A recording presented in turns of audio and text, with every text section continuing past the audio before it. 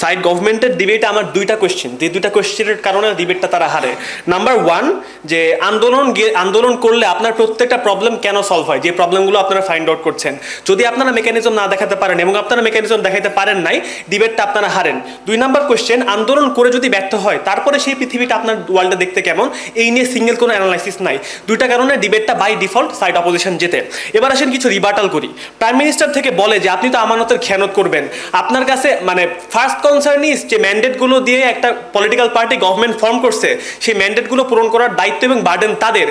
অপোজিশনের বার্ডেনটা হচ্ছে এটা প্রুফ করে দেখানো কনস্ট্রাকটিভ ওয়েতে যে আপনি ম্যান্ডেটটা ফুলফিল করতে পারতেছে কিনা গভর্নমেন্টটা, যাতে করে তারা এই মেসেজটা পিচ করতে পারে যে গভর্নমেন্ট ফেল করছে, পরের বার আমাদেরকে গভর্নমেন্ট ফর্ম করতে দাও।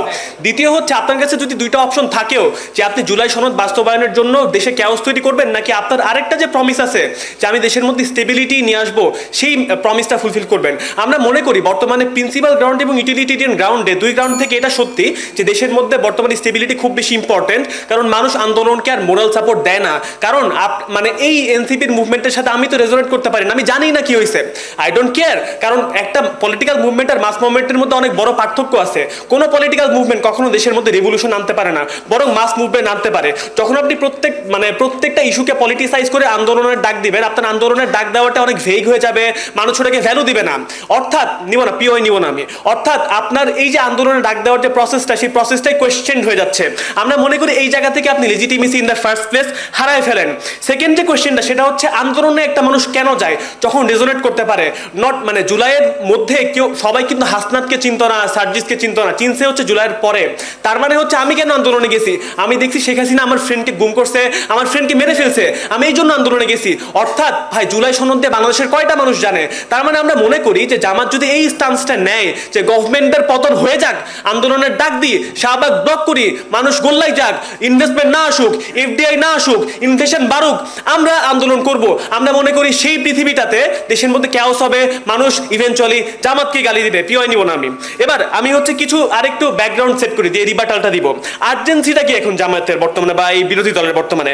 নাম্বার ওয়ান হচ্ছে ক্ষমতা বদলের কালচারটা দেশের মধ্যে আনা, যেন দুর্নীতিগ্রস্ত আমলা যারা আছে তারা হচ্ছে পা চাটাচাটি বন্ধ করতে পারে। নাম্বার দুই, শাসন ক্ষমতায় কোএক্সিস্টের কালচারটা আনা। তার মানে কিছু প্রাইভেট ইনস্টিটিউশনে যে জামায়াতও থাকতে পারে এবং গভর্নমেন্ট যদি ওটাকে রিক করে, এর জন্য গভর্নমেন্ট লেজিটিমাইজ করতে না পারে, এই মেসেজটা পিচ করা। বর্তমানে আপনি দেখবেন যে সরকার চেঞ্জ হয়, ভিসি চেঞ্জ হয়, এবং এটাকে লেজিটিমাইজ কেমনে করা যায়? ভাই, অপোজিশন পার্টি তো ক্যাওস তৈরি করে, এমনি করে মানুষের মধ্যে লেজিটিমাইজ করা হয়। তার মানে আপনি যদি ক্যাওস করেন তাহলে হচ্ছে ভাই পিওই নিব না। আপনি যদি ক্যাওস করেন তাহলে হচ্ছে আপনার এই যে লেজিটিমেসিটা, যে আপনি আসলে কোনো প্রাইভেট ইনস্টিটিউশনে ঢুকে গভর্নমেন্টকে সাহায্য করবেন না, এই মেসেজটা মানুষ বিশ্বাস করা শুরু করে। তিন নাম্বার হচ্ছে দল গোছানো। জামায়াত 17 বছর অনেক অপ্রেস ছিল, তাদের দল তো গোছানো নাই, এটার রিফ্লেকশন আমরা ইলেকশনে দেখছি।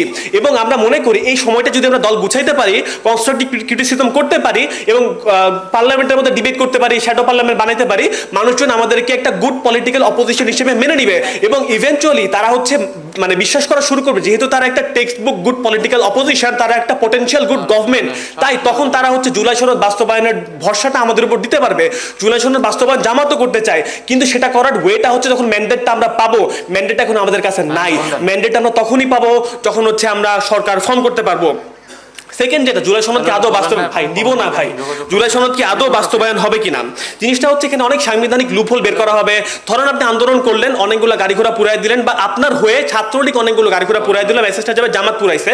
সেই আন্দোলনের পরে বিএনপি বললো ফাইন, আমরা জুলাই সনদ বাস্তবায়ন করলাম, কিন্তু নোট অফ ডিসেন্ট এক্সিস্ট করে। অর্থাৎ যেই জিনিসগুলোতে বিএনপির প্রবলেম হয় সেই জিনিসগুলো কিন্তু তারা কখনোই জুলাই সনদের মাধ্যমে বাস্তবায়ন করবে না।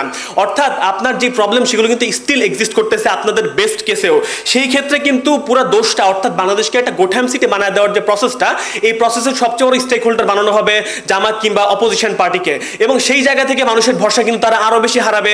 সুইং ভোটার যারা আছে, আমার আপনার মতো মানে অ্যাওয়্যার পিপল, যারা হচ্ছে ভোটটা চেঞ্জ করে ইন মানে রেসপেক্ট টু সিচুয়েশন, তারা হচ্ছে আর অপোজিশন পার্টিকে অর্থাৎ জামাতকে পরবর্তী ইলেকশনে কিংবা স্থানীয় ইলেকশনে ভোট দেওয়ার এই রিস্কটা নিতে চাইবে না।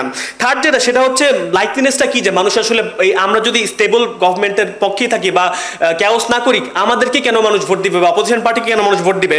জিনিসটা হচ্ছে 1 নাম্বার মানুষের ভালনারেবলকে সাপোর্ট করার টেন্ডেন্সি, নাম্বার 2 আন্দোলনের বিরুদ্ধে মানুষের যে ফ্রাস্ট্রেশন তার প্রতি একটা মোরাল সাপোর্ট কিংবা একটা কগনিশন সাপোর্ট থেকে মানুষ কিন্তু হচ্ছে তখন জামাত কিংবা অপোজিশন পার্টির প্রতি বায়াস থাকবে।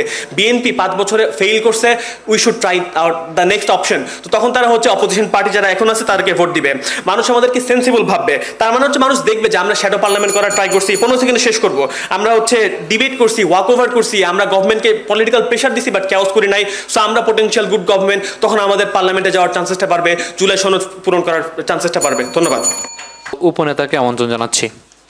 আচ্ছা, এই সিম্পল জিনিসটা তারা বোঝেন না যে ম্যান্ডেট পালন করা সরকারের দায়িত্ব, বিরোধী দলের না। এবং কেন আসলে শিবির অথবা কেন জামাত, কেন এনসিপি কিংবা ছাত্র শক্তি, এদের উপর কেন নৈতিক এই দায়িত্ব বা মোরাল অব্লিগেশন আপনি দিবেন যে ভাই না, আপনাকে আন্দোলন করতে হবে, যে আপনাকে জুলাই সনদ পালন করতেই হবে? জনগণের কাছে চয়েস ছিল, জনগণের কাছে স্পষ্ট জায়গা ছিল যে বিএনপিকে আপনি ভোট দিবেন নাকি জামাতকে ভোট দিবেন। জামাত স্ট্রংলি তাদের ম্যান্ডেটে, নির্বাচনী ম্যান্ডেটে বলেই দিয়েছিল যে আমরা জুলাই সনদকে বাস্তবায়ন করব। আপনারা নিজেরাই যখন প্রিমাইস সেট করলেন তখন আপনারা বলছেন যে বিএনপি একবার হ্যাঁ বলছে, বিএনপি একবার না বলছে, এবং তখন আলটিমেটলি মানুষজনই কিন্তু বিএনপির এই দ্বৈত আচরণ সত্ত্বেও তারা বিএনপিকেই ভোট দিয়েছে। আমরা মনে করি মানুষের মাইন্ডসেট পরিবর্তন করা বা মানুষকে এই জামাত বা এনসিপির দিকে মাইন্ড ডাইভার্ট করার জন্য এইটা বোঝানো জরুরি যে ভোট ম্যাটার করে, সংসদ ম্যাটার করে। সমস্ত আন্দোলন বা সমস্ত ইস্যুকে বাস্তবায়ন করার জন্য একমাত্র ওয়ে কখনোই রাস্তা না। সবসময় মানুষ যে জীবন দিবে না, সবসময় মানুষ যে প্রেস ক্লাবে দাঁড়ায় থাকবে না। তার মানে একটা খুবই গুরুত্বপূর্ণ ওয়ে হচ্ছে আপনি কাকে ইলেক্ট করতেছেন এবং সে আপনার ম্যান্ডেট আদৌ তুলে ধরছে কি ধরছে না। আমরা মনে করি পলিটিক্যাল অ্যাওয়ারনেসের এই জায়গাটা অনেক বেশি গুরুত্বপূর্ণ ছিল। এবং আমি জানি না তারা কেন জামাতকে এত বেশি পাওয়ারফুল, এনসিপিকে এত বেশি পাওয়ারফুল টুল হিসাবে দেখানোর চেষ্টা করেছে। আপনাকে বুঝতে হবে যে 17 বছর ধরে একটা নির্যাতিত দল কখনোই ইচ্ছা করলে 1.5-2 বছরের মধ্যে তাদের পুরো দলের কাঠামোকে গড়ে তুলতে পারবে না। আপনি দেখবেন যে এনসিপি 300 আসনে প্রার্থী দেওয়ার মতোই আসলে তাদের ক্যাপাবিলিটি আসলে ছিল না, এবং তারা জানতো না যে কাকে প্রার্থী দিচ্ছে, কার কোন দিকে স্ট্রং পয়েন্ট আছে, রাইট? তার মানে এই যে 11 দলীয় জোট, এরা আসলে সিচুয়েশনের কারণে তারা এখনো প্রপারলি ফাংশন করতে পারতেছে না। এমন একটা জায়গায় আপনি কিভাবে মনে করতেছেন যে আরেকটা গণ আন্দোলন আপনি গড়ে তুলবেন? প্রথম কথা। দ্বিতীয় কথা, যেখানে আপনার এই অপরচুনিটি আছে যে আপনি স্থানীয় নির্বাচনগুলোতে আরো বেশি স্ট্রং হন, আপনি আরো বেশি আপনার রুট লেভেল বা ফিল্ড লেভেলে মানুষগুলোকে আরো বাড়ান, তারপরে আপনি আরেকটা নির্বাচনে ফাইট দেন। এটা কেন তারা করবেন? এবং লাস্ট কথা, যে ভাই জামাত তো বলেছিল যে জুলাই সনদ বাস্তবায়ন করবে, তার জন্য কথা বলবে, রাইট? জামাতের বা এনসিপির যতভাবে পসিবল তারা এটার জন্য কাজ করে যাচ্ছে। তাদের মহাসমাবেশগুলোতে বারবার তারা জুলাই সনদের কথা বলতেছে, সংসদে ওয়াকআউট করতেছে, রাইট? প্রত্যেকটা এমপি প্রতিনিয়ত প্রেস ক্লাবে কথা বলতেছে, টক শোতে কথা বলতেছে। কেন গণ অভ্যুত্থানই করতে হবে? কেন গণ আন্দোলন করতে হবে? কেন রাস্তায় গাড়ি ঘোড়া পড়াতে হবে? কেন হাটলাইনে যাইতে হবে? এটাই কেন একমাত্র সিচুয়েশন? কেন পরবর্তীতে না? আন্দোলন ব্যর্থ হলে কি হবে, সফল হলে কি হবে, কেন সফল হবে, কোনো অ্যানালাইসিস নাই। আমরা মনে করি এমন একটা জায়গায় ফাইনাল ডিবেটে এত বাজে বক্তব্য কেন আসছে বা কেন ইলজিক্যাল কথাবার্তা আসছে আমি বুঝছি না। এবং সব থেকে বড় কথা, তাদের লাস্ট কথা যে ভাই বিএনপি জুলাই সনদের পরের দিন হচ্ছে ফেরেস্তা হয়ে যাবে, তারপর দেশের সমস্ত সমাধান হয়ে যাবে, তখন জামাতকে গলায় ধরে বলবে যে বাবা তোমাকে আর আমি মারবো না, চলো আমরা দুইজন মিলে একসাথে রাষ্ট্র পরিচালনা করি। এটা কখনো সম্ভব না।